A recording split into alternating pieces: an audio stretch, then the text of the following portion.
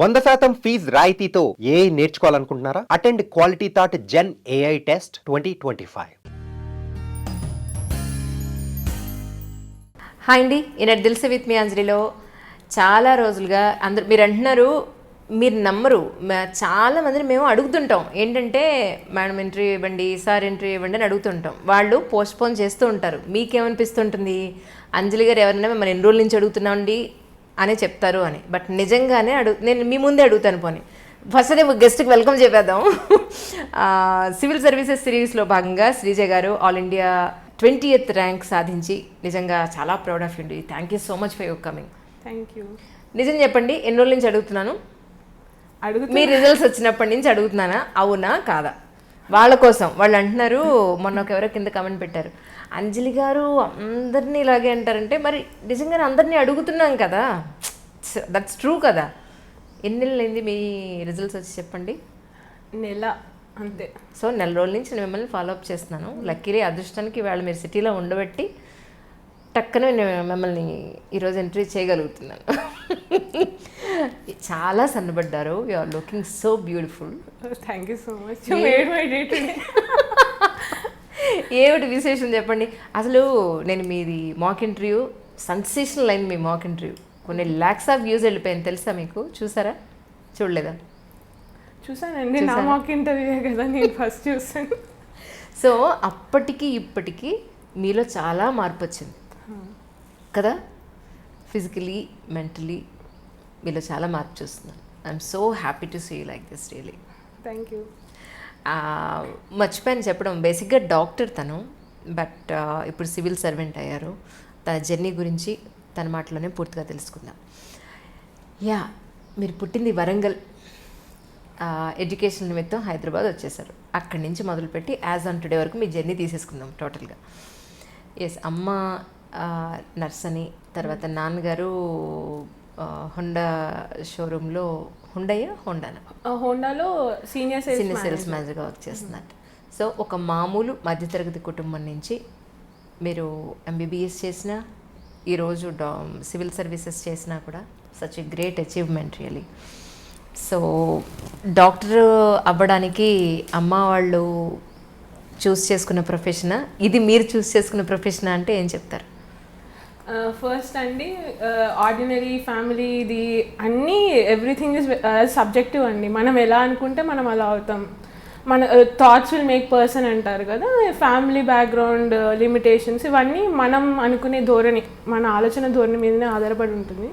So ఆ ఆలోచనలు ఎప్పుడు లిమిట్ చేసుకోవద్దు. ఈ ఎంతవరకు నిన్ను ఊహించుకోగలుగుతావు, నువ్వు అంతవరకే వెళ్ళగలుగుతావు. సో అలా ఏది నువ్వు బేసిక్లీ ఆర్డినరీ అనే విషయాన్ని ఎప్పుడు నువ్వు పర్సీవ్ చేసుకోవద్దు. యూ షుడ్ ఆల్వేస్ థింక్ నువ్వు ఎక్స్ట్రాడినరీ అని. This is what my mom says ఎప్పుడు. సో అండ్ ఎంబీబీఎస్ గురించి వస్తే, నాకు సైన్స్ చాలా చాలా ఇష్టం అండి. మమ్మీకి కూడా ఇష్టం, అందుకే మమ్మీ నర్స్ అయింది. దెన్ నాకు కూడా ఇష్టం కాబట్టి నేను ఇలా బైపీసీ తీసుకుంటాను. తర్వాత బైపీసీ తీసుకున్న తర్వాత మంచి ర్యాంక్ వచ్చింది. ఐ వెంట్ ఫర్ ఎంబీబీఎస్ తర్వాత. So that was my decision. అప్పుడు కూడా ఐ ఆల్వేస్ థింక్ మన కెరీర్ చాలా చాలా ముఖ్యమండి. That is going to stay through out life కదా. సో ఆ డిసిషన్ అనేది ఒక ఇండివిజువల్ తీసుకోవాల్సిన డిసిషన్. దానికి పేరెంట్స్ హెల్ప్ చేయాలి, but decision should be yours. అప్పుడే దానికి మీరు అకౌంటబుల్ ఉండగలుగుతారు, దాంతోపాటు మీరు ఎంజాయ్ చేయగలుగుతారు. సో ఎంబీబీఎస్ అయితే నా డిసిషనే, బట్ మమ్మీ డాడీ చెప్తే లైక్ నేను ఇలా వెళ్తాను, ఏమంటారంటే వెళ్ళొచ్చు, వెళ్తే మంచి ఫ్యూచరే కదా డాక్టర్ అవ్వడం కూడా. సో దే సైడ్ ఓకే, అలా ఎంబీబీఎస్ వైపు వచ్చింది. కానీ ఎంబీబీఎస్ ఆల్సో, డాక్టర్ అంటే చాలా గౌరవప్రదమైన ఒక ప్రొఫెషన్. అంటే అమ్మాయి డాక్టర్ అనగానే చాలా రెస్పెక్ట్ ఉంటుంది సొసైటీలో. సో అలాంటి దాన్ని కూడా వద్దనుకుని సివిల్స్ వైపు ఎందుకు వచ్చారు? అమ్మాయి డాక్టర్ అంటే అమ్మాయి ఏదైనా కూడా రెస్పెక్ట్ వస్తుందండి. అమ్మాయి డాక్టర్ అంటే కూడా రెస్పెక్ట్ వస్తుంది. అంటే no see that thing is, అమ్మాయినే కాదు అబ్బాయినే కాదు, డాక్టర్స్కి మనం ఒక సపరేట్ స్థానం ఇస్తాం. ఏంటంటే మనకే హెల్త్ బాగుండకపోతే డాక్టర్ దేవుళ్ళ కనపడతాడు మనకి. అమ్మో మా డాక్టర్ గారండి అంటాం. సో అలా డాక్టర్స్కి డెఫినెట్గా ఒక సపరేట్ స్థానం ఉంది మన సొసైటీలో, మన అందరిలో కూడా మా డాక్టర్ గారు అనే ఒక ఇది ఉంది. అందులో అమ్మాయి అయితే ఇంకొంచెం గొప్పగా అనిపిస్తుంది మనకి. సో అందుకని అన్నా అనమాట, అంతే, దట్స్ ఇట్.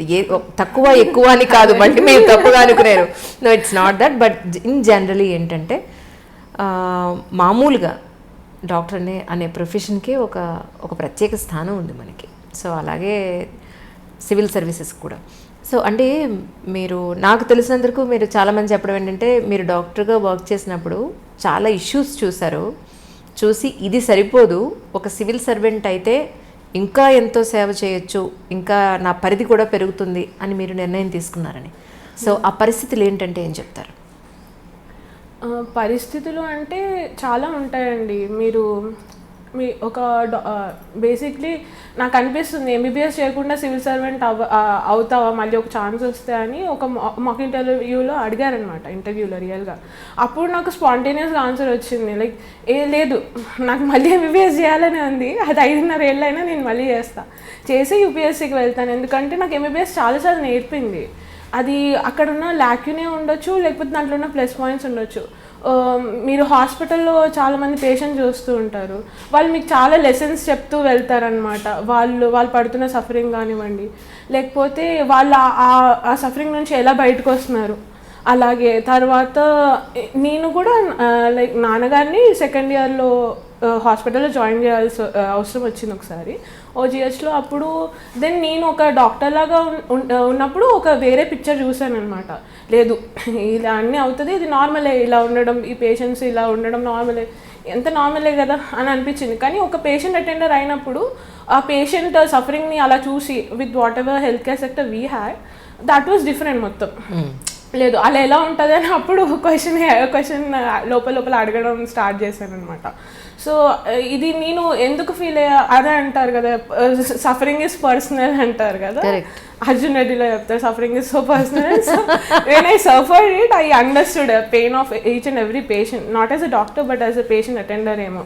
సో అప్పుడు దట్ రియలైజేషన్ ఐ స్టార్టెడ్, లేదు డాక్టర్ అయితే నేను ఇలాగే చేస్తాను, డాక్టర్ అయితే ఏముంటుంది డాడీని మళ్ళీ తీసుకెళ్ళి ఏదో కార్పొరేట్ హాస్పిటల్లో పెడతాను కానీ డబ్బులు సంపాదిస్తాను. సో కానీ నేను ఇక్కడ ఉన్న సిచ్యువేషన్స్ అన్నీ ఇలాగే ఉంటాయి. ఎందుకంటే ఇప్పుడు మనం చాలా చేస్తున్నాం, చాలామంది చాలా చేస్తే ఇక్కడ వరకు వచ్చింది. ఆ చాలామందిలో నేను కూడా ఒక దాన్ని అవ్వాలి, ఆ చేసే పనులలో నాకంటూ నేను ఒక గుర్తింపు ఆ చేసే ప్రయత్నంలో ఏర్పరచుకోవాలి. దిస్ వాజ్ సంథింగ్ అండి లోపల. అప్పుడు స్టార్ట్ అయింది సెకండ్ ఇయర్లో అలా.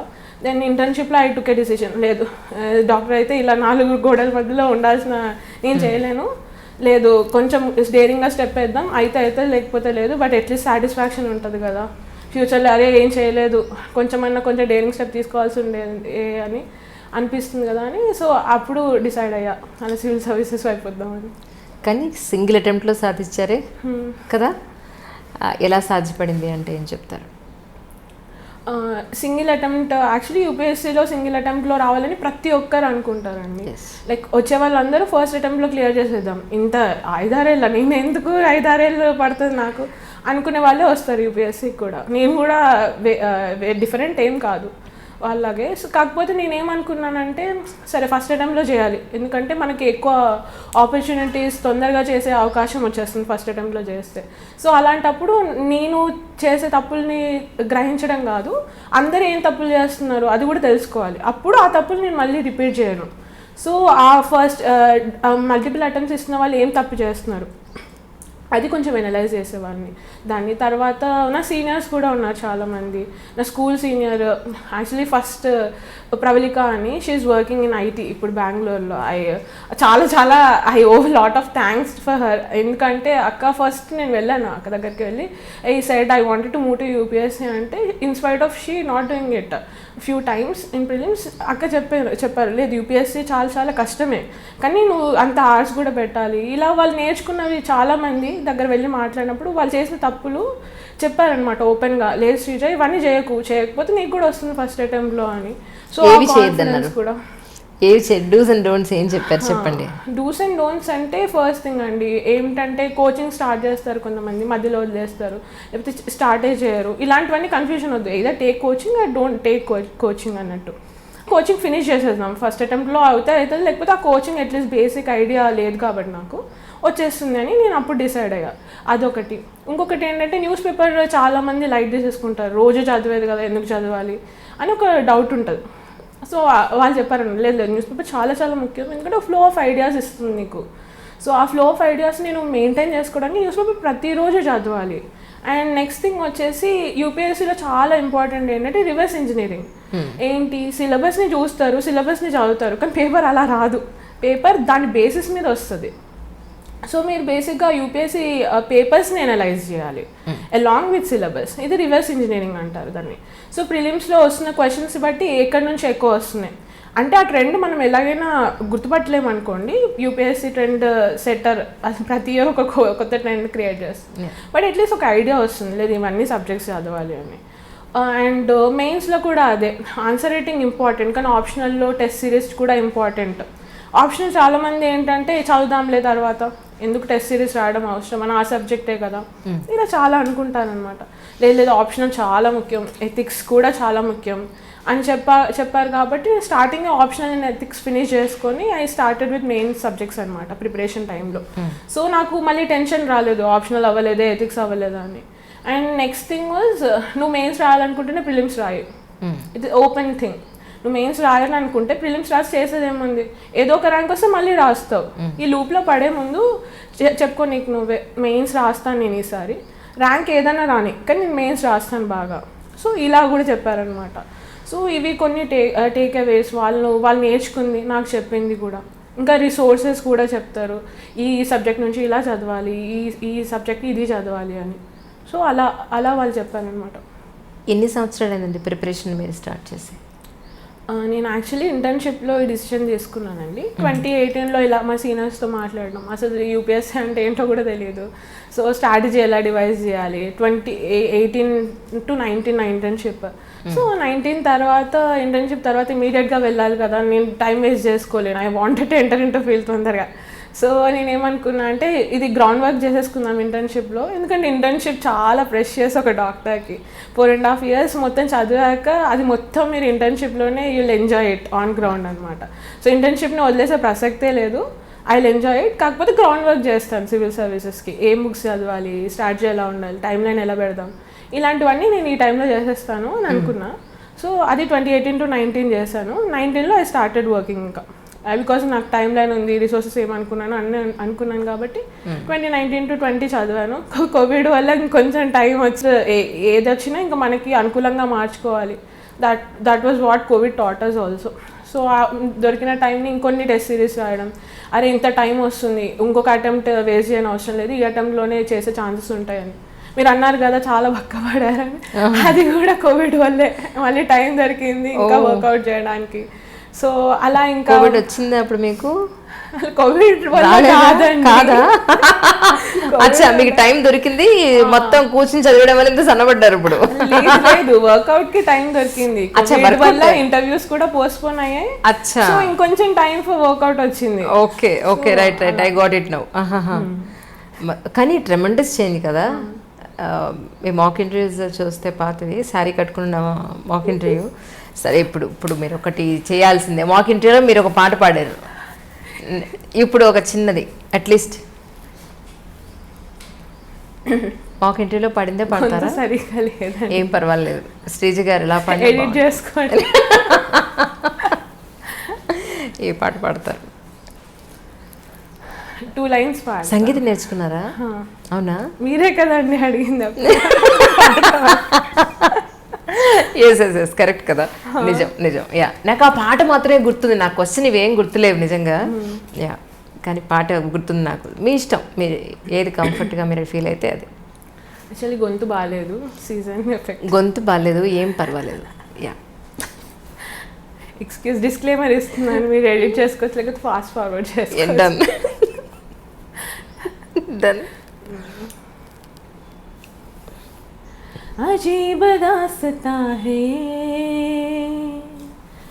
कहाँ शुरू कहाँ खत्म, ये मंजिले है कौन सी, न वो समझ सके न हम. अजीब दास्ता है, कहाँ शुरू कहाँ खत्म, ये मंजिलें ते कौन सी, न वो समझ सके न हम. अजीब दास्तां है. చాలా బాగుంది వాయిస్. మొత్తం నేర్చుకున్నారా సంగీతం? మొత్తం నేర్చుకోలేదండి, కొంచెం నేర్చుకున్నాను. కొంచెం నేర్చుకున్నారా? రైట్. 100% ఫీజ్ రాయితీతో ఏఐ నేర్చుకోవాలనుకుంటున్నారా? Attend quality thought gen AI test 2025.